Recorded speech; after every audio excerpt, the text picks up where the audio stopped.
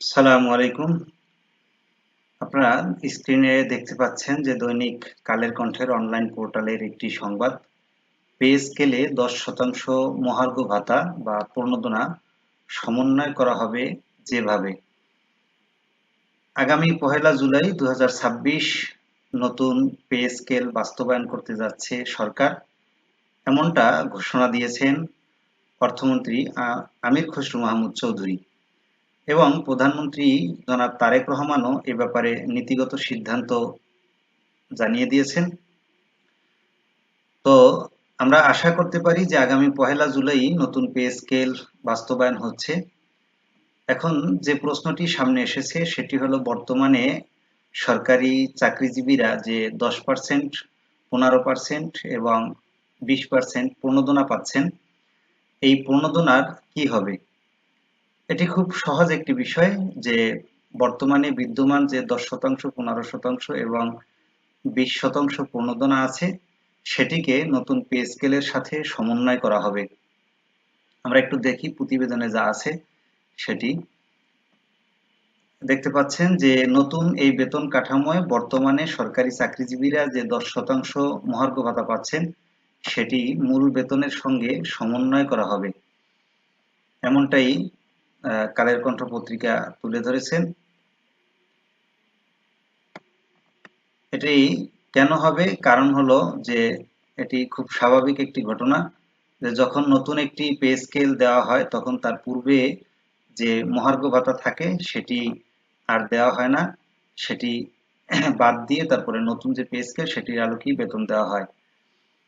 নতুন পে স্কেলের এই যে 10%, 15% এবং 20% যে প্রণোদনা সেটি যদি সমন্বয় করা হয়, তাহলে সরকারের এই পে স্কেল বাস্তবায়নে যে অতিরিক্ত ব্যয়ের চাপ সেটি উল্লেখযোগ্যভাবে কমে আসবে বলে সরকার মনে করেন এবং এটি এই প্রতিবেদনে উঠে এসেছে।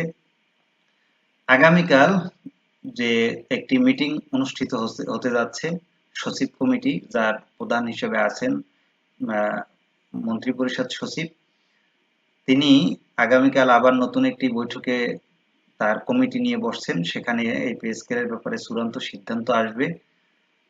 তো এই যে 10%, 15% এবং 20% হারে যে প্রণোদনা দেওয়া হচ্ছে, সেটির কারণে সরকারের পে স্কেল বাস্তবায়নের জন্য যে খরচ সেটি 37,000 কোটি টাকার নেমে আসবে।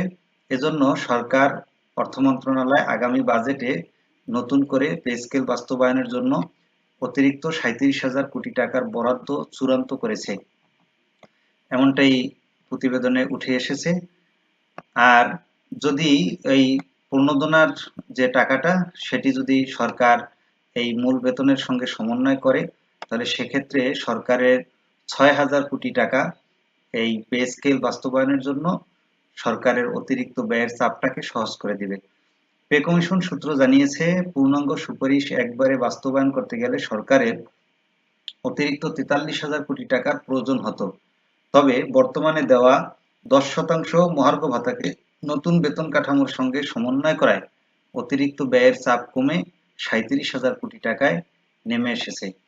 যে কারণে খুব সহজেই এটি বোঝা যাচ্ছে যে সরকার এই বিদ্যমান 10%, 15% এবং 20% যে প্রণোদনা সেই টাকাটা যেহেতু সমন্বয় করবে নতুন পে স্কেলের সাথে, সুতরাং নতুন পে স্কেল বাস্তবায়ন করা সরকারের জন্য অনেকটা সহজ হয়ে যাবে। এমনিতেই তো আগামী 1 জুলাই থেকে 50% যে মূল বেতনের এটি বাস্তবায়ন করবে, তার পরের অর্থ বছরে গিয়ে আরো 50% এবং তৃতীয় অর্থ বছরে গিয়ে অন্যান্য ভাতাকে পূর্ণাঙ্গভাবে প্রদান করা হবে।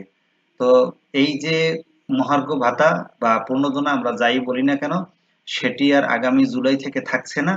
এটি নতুন পে স্কেলের সাথে সমন্বয় করে নতুন পে স্কেলের যে বর্ধিত বেতন সেটির 50% মূল বেতন সরকারি কর্মচারী, কর্মজীবীরা, কর্মকর্তারা পাবেন। সুতরাং আর আগামী 1 জুলাই থেকে 10%, 15% এবং 20%-এর যে প্রণোদনা বা মহার্ঘ ভাতা যাই বলি সেটি আর তারা পাচ্ছেন না। এটি হলো আজকের সংবাদের মূল বিষয়। সুতরাং আমরা যদি এখন এই আমাদের যে আগামী জুলাইতে কি পরিমাণ বেতন পাবো সেটিকে আমাদের হিসাব করতে হবে ওই মহার্ঘ ভাতা বা প্রণোদনা ওইগুলা বাদ দিয়ে। ধন্যবাদ সবাইকে। আসসালামু আলাইকুম।